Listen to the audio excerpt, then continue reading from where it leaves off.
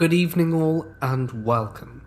Tonight's video has been brought to you by the magic of a Ouija board, or several in fact, that some people have used. So get ready to embark on an interesting experience. Grab some salt, a few candles, and let the darkness take control.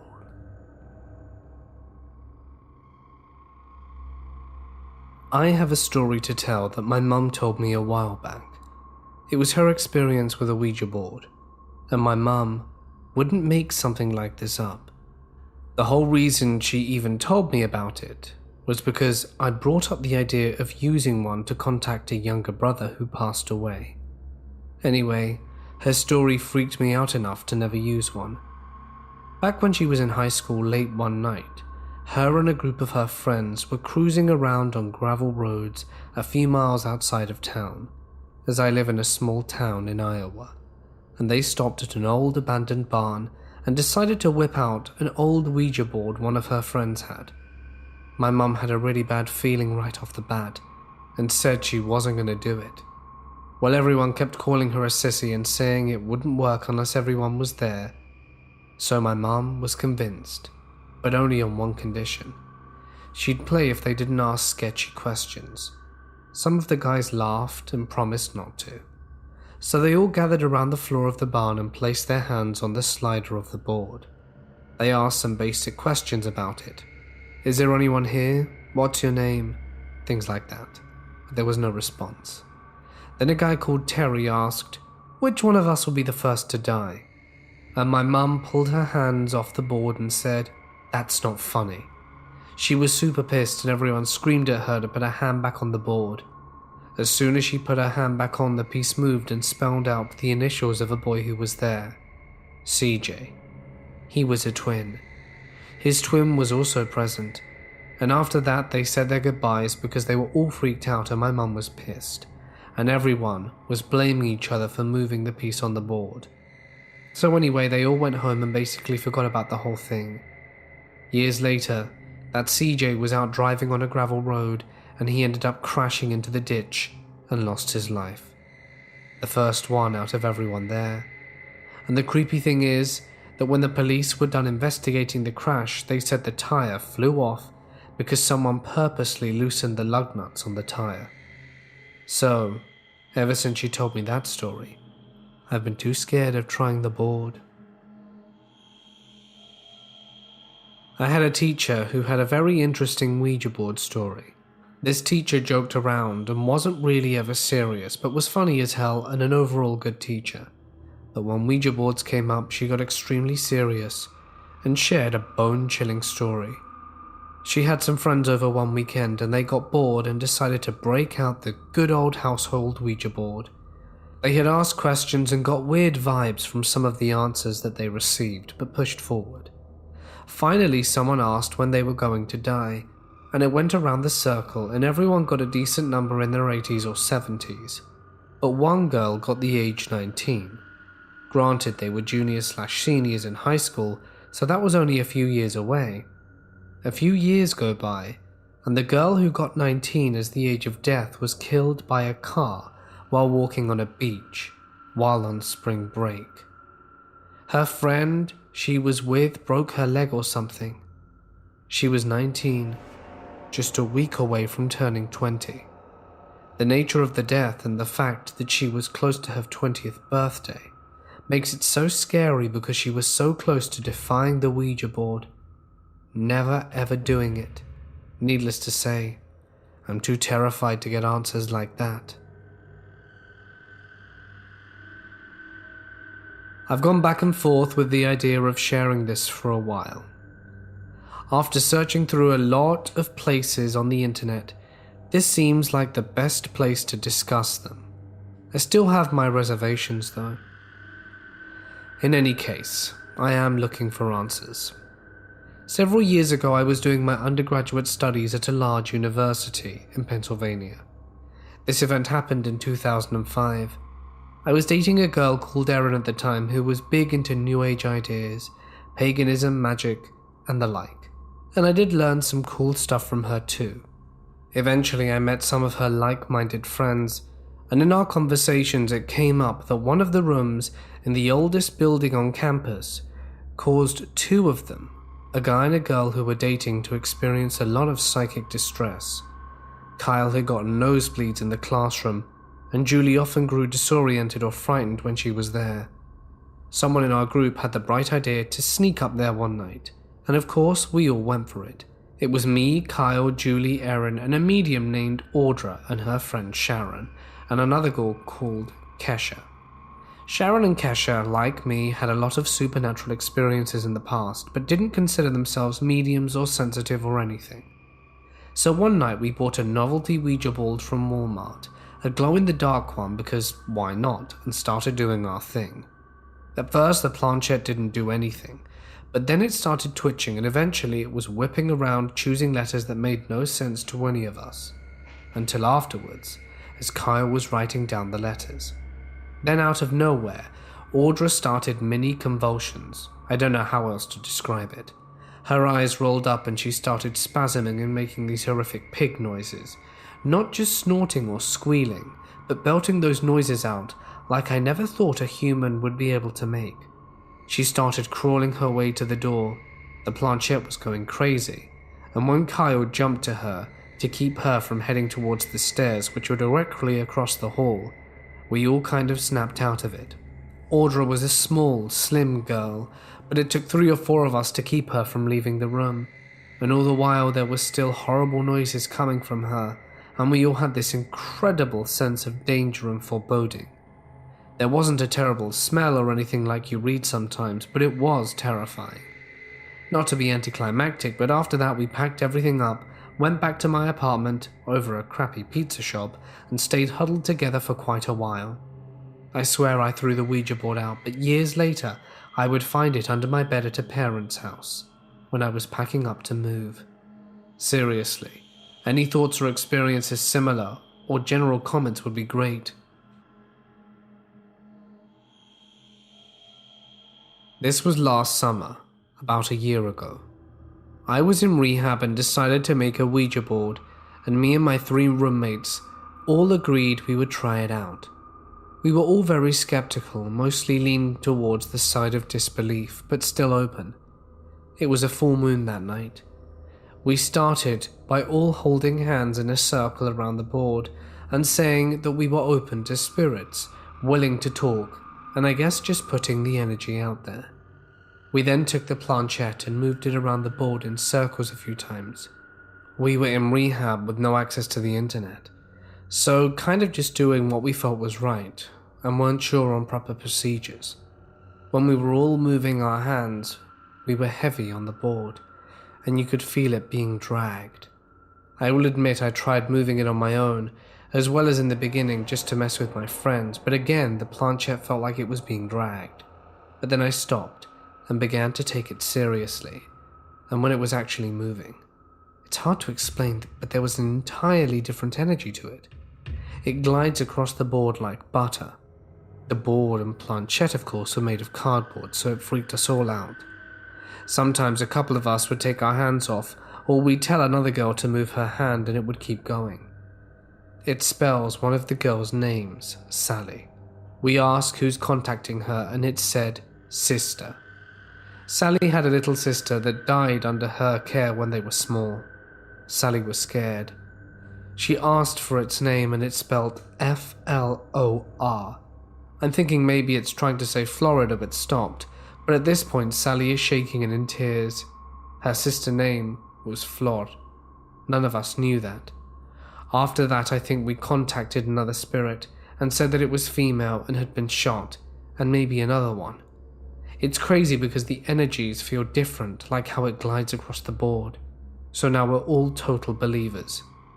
I think maybe the next night or 2 nights after, me and my roommate decide to play. I think we contacted a spirit similar to the last one when all of a sudden the vibe completely changes. It spells out my name. And I'm like, oh no, as my name is very unique, and even though I believe in this now, that's the last thing I wanted to happen, for something to address me directly. Then the planchette starts zooming back and forth between A and Z really fast over and over, basically flying out of our hands. We're kind of scared, and no matter what we ask, it keeps repeating the same letters over and over, and we get spooked and stop playing. The next night we decide to try again. Start like usual, putting forth our intentions, doing circles and asking how many spirits were there with us. My name was spelled out again, and I asked who it was, and it said Father. My friend asked me if my dad was dead, so I said no. We asked it what it wanted, and dude, it was spelling out painful, and then went back to doing the AZ thing. Deciding it wasn't going anywhere, we said goodbye and put it away. We tried one more night, but it was the same spirit messing with us with the same letters over and over. So, didn't do it again. The whole experience was so insane to me. I kept a journal of all of this when it happened. So, I went and looked, and tried to give all the details I could for you to understand the experience. I tried to contact a paranormal entity, and some not so fun things happened. So this is the time my friends and I decided to be extra dumb. And I say this because I want all of those listening to understand that I, as well as my friends, now fully understand how stupid we were being. The important backstory for this location, Proctor Valley. Proctor Valley is in San Diego County and connects the towns of Otay and Jamal.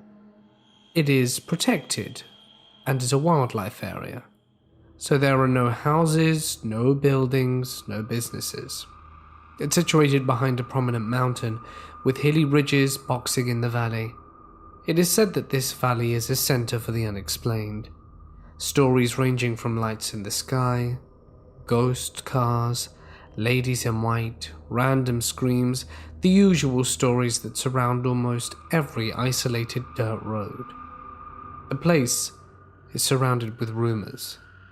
It is, however, in actuality, a dangerous place. Being situated near the US-Mexico border, it is a pathway frequented for drug smuggling, and being an isolated dirt road on the outskirts of a major city, things tend to go down there. You have your usual terrible stuff, like carjacking, people having their lives ended, as well as lots of bad other things. But a murder in particular stands out. The apparent poisoning of a teenage girl in a blue floral dress that was never identified, found barefoot on the side of the road. Now, time to share my experience. I had driven down the road late at night several times with friends for fun. The place has very few trees, let alone any large ones, but about midway down the road there is a very large tree hanging halfway over the road. This tree has always given me a bad feeling, so I never felt comfortable stopping there to explore. However, this night I was determined. So once and for all, I had to know if this place had something weird going on. I wanted my own experience, and I wanted it badly. I had dug up my family's old Ouija board and studied for weeks on the proper use of it and how to get the results you want. The whole shebang.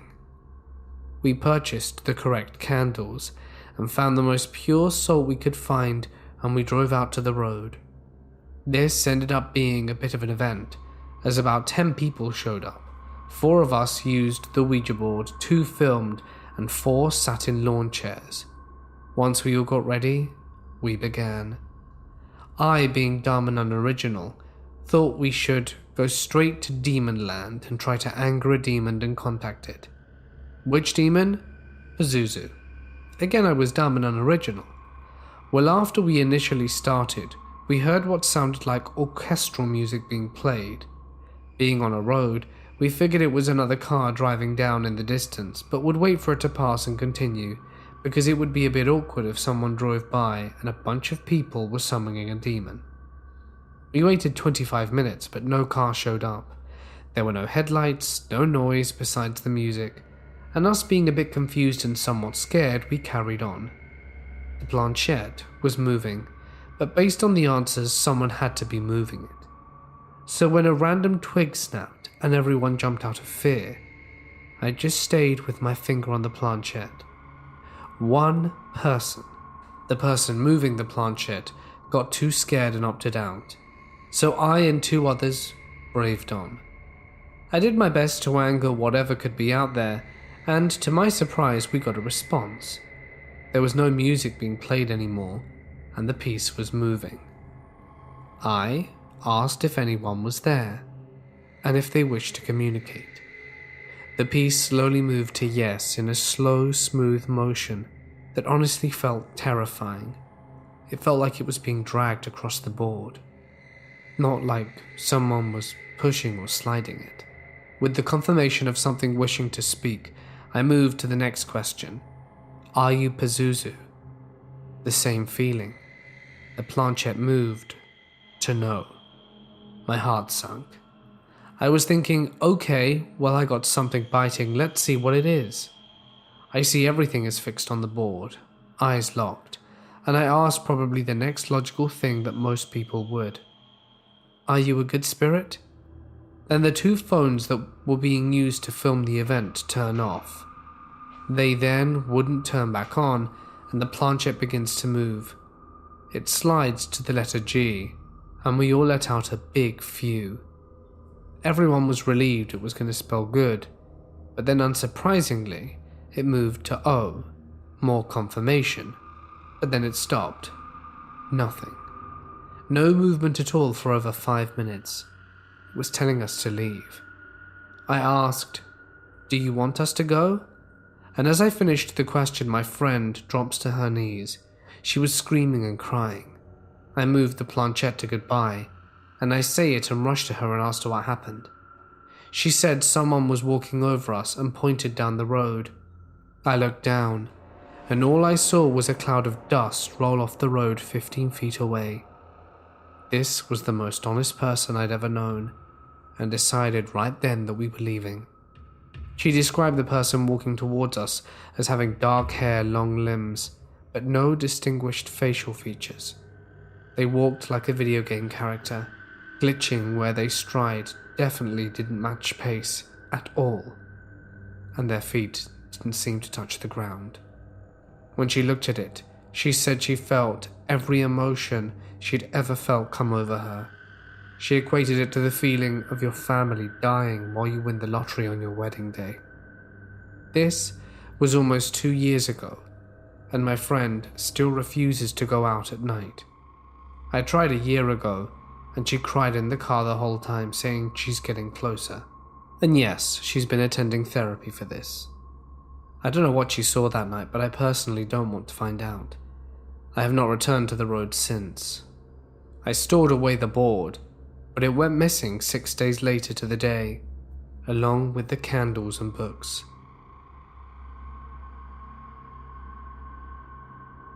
When I was in my senior year of high school, one of my friends had a Ouija board that we would play with often. One night we decided to play the Ouija board at the cemetery because we wanted to see what would happen. We believed in the paranormal to some extent, but we were also skeptical. We just wanted to have a good time and hopefully get spooked. We specifically liked this cemetery because it was the easiest to sneak into. Its fence was a very low, short wall that you could hop over. There were recently dug places for new burials that were going to happen.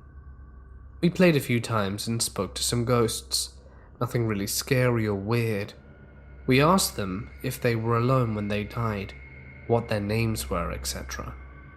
While playing, we started sensing this really awful smell, like rotten eggs and dead animal. We looked around and assumed it was coming from the holes that were freshly dug. We eventually left it because we got bored and the smell was gross. When we got in the car, we took off our shoes and started to sanitize our hands. That smell suddenly appeared out of nowhere. It was very strong. It smelled like death. We kept putting hand sanitizer on our hands, and when we would sniff them, it still smelled like it. After realizing the smell would not leave our hands, we all of a sudden got a chill and began screaming. We were all screaming inside my friend's car like girls from a horror movie. We finally calmed down and my friend turned on the engine and we bolted. We eventually started laughing because the whole ordeal was pretty funny, and we got what we wanted. But we'll never forget the smell, and how it wouldn't leave us be. Outside my town, there is an old abandoned orphanage and a memorial for all the children that were abused and passed away, and 5 of us decided it would be a great idea to go out there and explore it. We scoped the place out during the day to find ways to get in, and came back at night at around 11 to 11:30 p.m. We parked a few hundred meters down the road from it, out of sight just in case of police, and we began walking.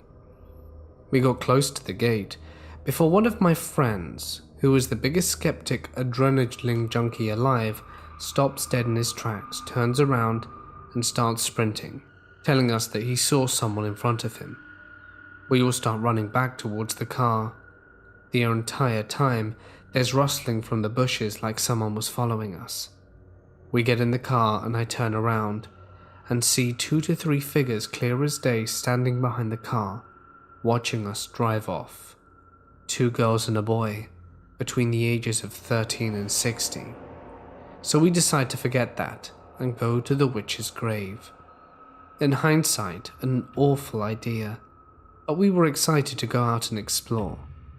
I'm very into pendulum and actually had mine with me, and on the way up was communicating with a spirit that decided to follow us from the orphanage. Her name was Faith, and she was absolutely lovely. Around this time, I started getting a massive headache and my eyes were watering, but thought nothing of it. I started getting really tired and disassociated and fell asleep, or at least I thought I fell asleep. I woke up and it seemed like only 5 minutes had passed. We were just reaching the town with the grave, and one of the guys sitting beside me, Jay, was saying how I was staring out the window the entire time, going into a burst of laughter, and I sounded different and my laugh was different. We pull up to the witch's grave.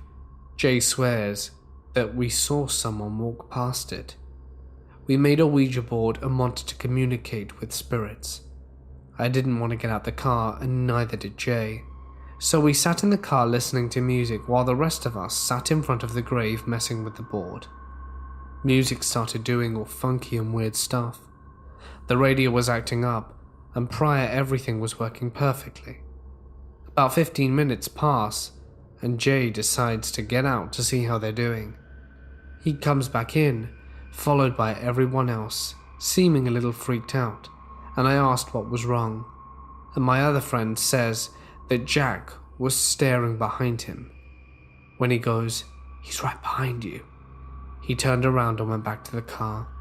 Jack had no memory of this, but the rest of the guys backed him up. The music stopped working, and we started driving back down the mountain. It got incredibly cold even with the heater on, so I started getting a massive headache behind my head and back of my ears, which is apparently a sign of spiritual attachment. Charlie is driving, Darren is in the passenger seat, and Michael was right, with Jay in the middle and I was on the left seat. Jay started tearing up a little bit and went silent before he started laughing. He turned to me very slowly with the biggest grin on his face and just stared. I asked him what he was doing, and he never replied. A few minutes later he was himself again. Charlie a few minutes later started spacing out really bad. We were using the pendulum, consulting and asking if there were any possible harm coming out this way, in which it violently answered yes, and we all yelled for Charlie to pull over. He was refusing, but eventually he did, and they swapped seats. I blacked out from there. From here I only remember what the guys filled me in on and what happened. So apparently, Charlie joked and said they should use the Ouija board and see what it wants. Upon that, my other friend replied in the most polite and formal tone that they should. Keep in mind that it's also the only thing he said the entire time, and I agreed with him, despite being very against wanting to use the board before. Apparently the 3 of them all decided it would be the best option to get some sage and burn it away, whatever it was that was attached.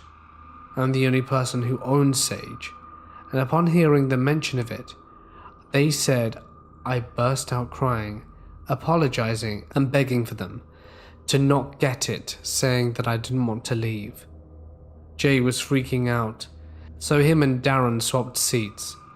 Darren's family is a line of white witches, so apparently he tried his best to bless both Charlie and myself, in which my responses to that were violently pushing him off me, thrashing about repeatedly and saying no, and very coldly and calmly saying, I don't like that. Darren is like one of my best friends, and I hold no ill will against him. So they do the sage. I let them in, and flat out refused to touch the sage and stood very far away from it. I got in the car and headed towards the riverbank. It was pliant but very slow to follow. They described him to be a zombie, my other friend. I was resisting, hesitating, crying and refusing to follow them, so they practically dragged me along. As soon as the sage was lit, they told me that I bolted and got as far away from it as possible and tried to jump over the edge of the river. They had to grab me and forcibly hold me and drag me in place. They said I was crying violently and that this would be over soon. I wake up. I was on the ground, still being held, with Darren raving the sage around me. Charlie checked on his phone and the first thing he said was, "It's only 1 a.m. 2 minutes ago." I felt confused and disoriented and tired. So of course, the best action for all of us was to go home and sleep it off. I stayed with my friends for the night, woke up the next day feeling like I just drank 2 bottles of vodka and went home. I still felt awful, so I went home, the headache behind my ears, and that still wasn't good. I felt cold despite having no fever, and it was a warm day, and I was wearing a hoodie. I was hearing knocking noises and footsteps outside my door. I had bad heart pain, I was throwing up, and my nose was bleeding badly. My friends messaged me saying that there was something wrong. Their mum was concerned about me, and they were coming to get me. So I went with them back to theirs. I explained to Jay's mum and dad what happened. Jay's dad, who doesn't really believe in this kind of stuff, but both of them had had paranormal experiences before, told me to go outside and stand on the grass, barefoot, and ground myself. That kind of worked. My other friend also turned around to stare at the gate because we both heard and saw something, and Jay's mum later confirmed that she saw it too. Ever since then, I see and hear things 100 times more than I used to, and I always carry obsidian with me. In my life, I have neither seen or felt anything I would classify as paranormal. Yet, I do believe it does exist, except what I decided to call the window episode and some Ouija tests. Here's my story. It must have been during high school. I was home just after being left alone by my father and brother, so I decided to make something to eat for myself when I heard it. Some rather strong knocks against my window.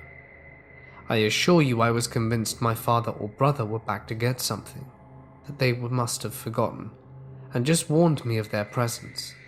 There had to be someone around the window. But there was nothing.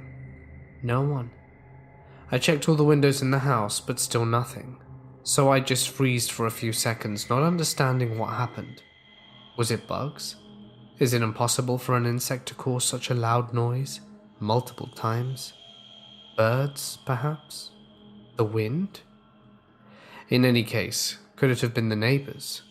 But then again, they live on the opposite side of where my brain has located the sound, and I have definitely recognized the noise that my windows could produce. I had thought about this during at least more than 1 year, searching for any explanation, but there was still none. But there are 2 elements drawing my attention in this episode. First, I heard the noise a bit after being left alone, as if the thing that caused the noise was heading towards me and just waiting for me to be alone. Then I recently noticed that the window episode coincides with the period where I made a Ouija with friends. It wasn't a very troubling experience. The glass was moving, forming more or less credible answers, that's all. But if the window noise is linked to my Ouija experience, I admit it's a bit more troubling. I have to talk about this with my friends. I have to talk about this with the friends I made the Ouija with. None of them gave me any other explanation, and I haven't told my family this. Not even sure if they take it seriously. strange things have been happening in our flat. So for starters, I am a practicing pagan and have been my whole life. I am no stranger to the paranormal. I regularly sage our home or bless it while burning incense. We frequently have windows open, allowing a breeze through to whisk away any negative energy. I have a lot of experience with Ouija and seances. What I'm trying to say is that I'm not new to this kind of thing, but I'll be damned if they don't freak me out. I moved into the flat on the 14th of December 2018. When we came to view the flat, I immediately felt a positive energy. It was like I belonged there with my little one. The energy remained positive for the longest time, and little things happened. For example, I'd put my phone down in the living room, pop up to check on my daughter, come back and my phone would be nowhere. I would spend the next 10 to 15 minutes searching for it everywhere to no avail. Then I'd go back to where I had left it, and you guessed it, right there it would be. Now, of course, this could be put down to simple absent-mindedness on my part, but after it happened not only to me but also my fiancé and friends who regularly visit, I'm inclined to believe it's something a bit more. I own a Ouija board, just a cheap little thing. I store the board in the living room, currently on the bookshelf and the planchette in my kitchen with my other witchy bits. It would frequently fall off the bookshelf or the fireplace or the TV shelf, regardless of how it was placed. And of course I have no logical explanation for this. One night after my fiancé had moved in, our daughter was at her dad's for the weekend, and my mum was over for dinner and we did a séance. My mum and I have conducted and practiced in many séances over the years, so we're not just kids messing about, and I can't stress this enough. We were slow to start, the energy was low, but we soon had something come through, but it was sluggish and easily confused. It was finally able to tell us that it was not alone and that something was stopping it from communicating with us. Whatever was stopping it came through stronger and started asking us to lend it our souls. Nope. After a while, without much contact, we closed the seance and saged the crap out of the flat just to be safe. And at first it seemed to have worked, until a few weeks ago when lockdown started. Our little girl frequently gets in bed with us. She's 3, and we co-slept until we moved in here when she was nearly 2. We have times where she spends most of the night in her bed, but since lockdown began, she wakes up at least 2 to 3 times a night, gets in bed with us, as her room is right next door, and there's a light from the bathroom so that it's not too dark, and she's never had a problem walking from her room to ours, often without us even realizing she's got into bed with us. The bedroom doors do not slam, the carpet is too thick at the bottom, and they're fire doors with a chain that causes them to close slowly. We've tried to slam the door to our bedroom. It doesn't slam. This is important. Another important tidbit. My fiancée sleeps like they're dead. She never wakes up to our daughter at night. But a couple of weeks into the lockdown, my fiancé woke up to our daughter crying, and what sounded like a little person's footsteps on the laminate flooring in the hall, but wasn't fully awake until our bedroom door slammed. She got out of bed to see where she had gone, and she was in the room, as far away from the bedroom door as she could possibly be. When Little saw my fiancée, she shouted that she wanted Mummy, and ran straight past her and straight to our room, into bed with me. She's had no history of sleepwalking. The next morning we spoke about what had happened. I had very uncharacteristically slept through the whole thing, up to Little getting into bed with me. This is important to note, as I always wake up every night, and I wasn't especially tired. There's no reason for me not to have woken up like normal, and yet I slept through it. We came to the conclusion that firstly, the door should not have slammed, particularly if my little one had pushed it slightly open to get into bed with us. Secondly, why did she run out of the room instead of just getting into bed with us as usual? And thirdly, why was she cowering in the corner of her bedroom? Another important tidbit, our daughter and my fiancé have a wonderful relationship and has zero reason to fear either of us. She's never reprimanded for getting into bed with us or waking up with us. Now this is creepy, but it gets spookier. Later that day, we were all sitting in the living room, and our daughter's phone, used for Paw Patrol and kids' puzzles, that was on the fireplace, fell rather violently without rhyme or reason. We were all sitting down. Daughter wasn't jumping about. Our neighbors weren't banging on the walls, and there was no reason for her phone to have fallen. There have been times where the living room, which stays open when pushed all the way, has randomly slammed with no breeze or anything that might have caused it to close. And then our little one woke up. I went in to soothe her back to sleep. She had kicked her covers off, so I pulled them back over her. Then she woke up again talking about a monster under the bed and asking me if she was safe in her bed. She had a mid-sleeper, so there's space under her bed, but she'd never worried about monsters being under there before. I wanted to share our story and maybe gain some outside perspective on it, and I'll keep anyone updated on what else happens. But I cleansed the flat today, and I'm really hoping it does the trick. This actually happened at my friend Mackenzie's house, which she had only lived in for about a year or two at the point of the event. I don't know when, but I came over to her house to use the Ouija board before anything crazy really happened. We set up candles, switched off the lights. I even read somewhere online that you can use a silver coin to keep a spirit from sneaking through, so I put one on the board. Literally nothing happened, and we got bored. So we went into the garage to listen to Edgar Allan Poe poetry because it was far scarier. And although nothing happened, I felt like I'd mention us doing this, so you can all scold me in the comments for being stupid and using a Ouija.